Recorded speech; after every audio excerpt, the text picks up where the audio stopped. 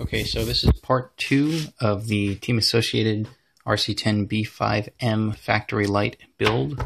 And parts bag B is fairly straightforward. You're just assembling the steering uprights and the caster block and mounting that to the front suspension arms, and that's it for parts bag B. And this assembly is exactly the same as it is in the conventional B5 rear motor car. Although I do have a few things to point out. Firstly, of course, with the factory Lite edition, they give you these nice aluminum front wheel axles, which is kind of cool. And again, they do tell you to use thread lock here. I started off using blue Loctite thread lock. We'll see how that holds. Hopefully that should be sufficient. I found on my B5 rear I ended up using, I think, red thread lock, but that's probably overkill. For the assembly of the caster block, and this also goes for the rear hub carriers, there are these inserts that you put in to define how much caster you want, or for the rear hub carriers, I think it defines how much toe-in you get with the rear hub carriers.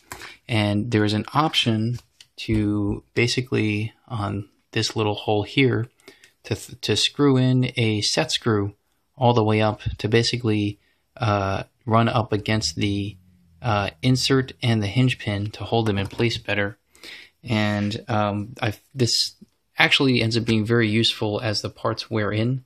When the car is brand new, you don't really need these set screws, but eventually, you know, these parts will get sloppy, and the main slop that occurs is with these inserts, or at the interface between these inserts and the caster block, and then with the rear hub carrier between the insert and the rear hub carrier.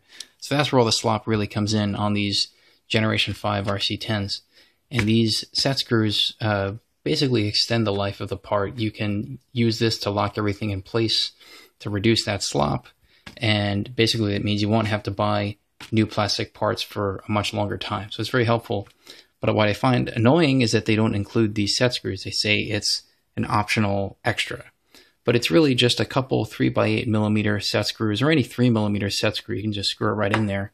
And these are super cheap screws, so I really don't see why they would not include them in the kit, especially considering that by the time I get to this step, I have a whole bunch of other spare parts. Now, I will grant you that, you know, these spare parts here are for adjustment. This is for your trailing arm adjustment. So these are the 3mm trailing arm adjustment inserts, and this is for the 0-degree caster inserts, and this is your 30-degree kick-up bulkhead. But I have these two bearings here that came extra in parts bag A, and I'm not sure that they go to anything. They're just extra bearings.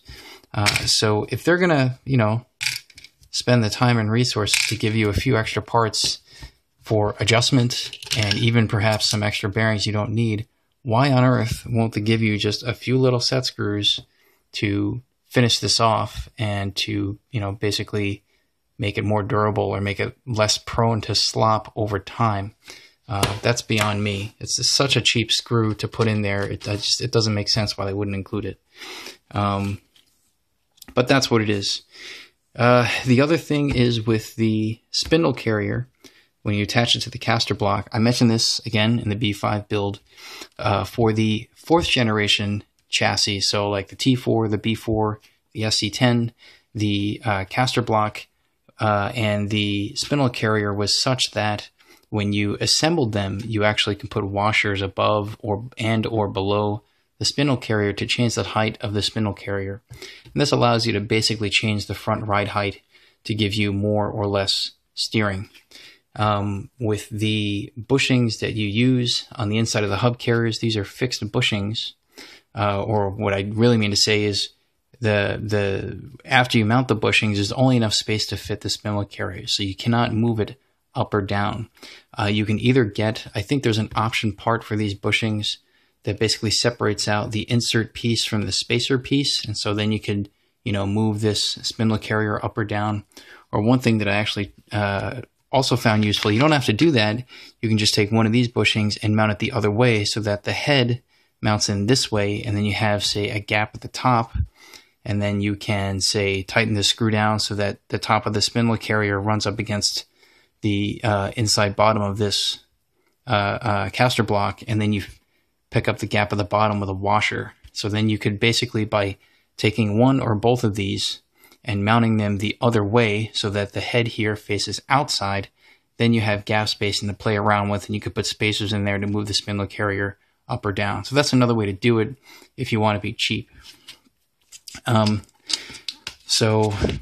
know, I don't really have an opinion on this. It would be nice if, you know, they did this in a way so that it was easily adjustable for spindle carrier height, especially considering how the previous generation buggy had that as a freely adjustable option.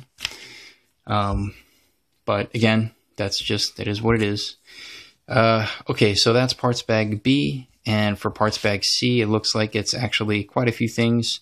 Mounting the front arms to the bulkhead with the little brace here. I already know, because I did this for the B5, that these two screws here are kind of flimsy. They're, I think, 2.5 millimeter thread. I think this is a really poor thread size to be using for this front brace. I mean, I haven't had problems on my B5, thankfully, so I guess this type of screw is sufficient, but it does appear to be pretty small. It would be nice if they used an actual 3 millimeter thread for this.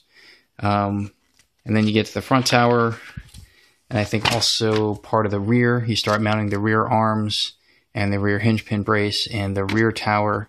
And yeah, so by the time you're done with the rear tower, you're done with parts bag C, and then you get to the drivetrain. So I'll get through all this and make another video. In the meantime, thanks for watching.